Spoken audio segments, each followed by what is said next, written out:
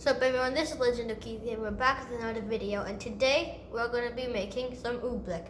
To do this, you would need some cornstarch and some water, and food coloring, it's optional. And I'm just going to use a bowl to pour my cornstarch and water in. Here's a really important part about this. You need to have more cornstarch than water. So I got 1 cup of cornstarch, so I'm just going to pour it into my bowl.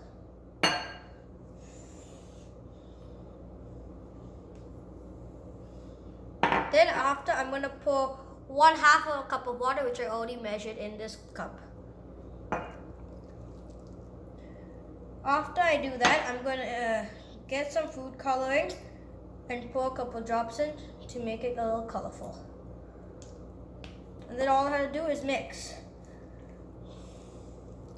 If you don't want to mix with your hands, you can use a spoon, but I prefer mixing with my hands. Now what oobleck is just a non-Newtonian fluid.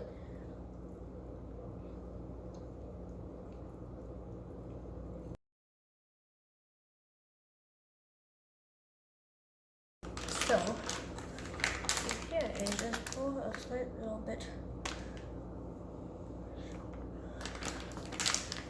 Okay, now I finished making my oobleck.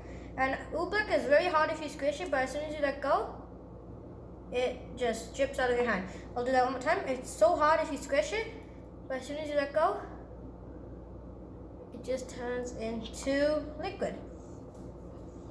I hope that you guys enjoyed watching this video on how to make oobleck, and I'll see you in the next one, guys. Peace.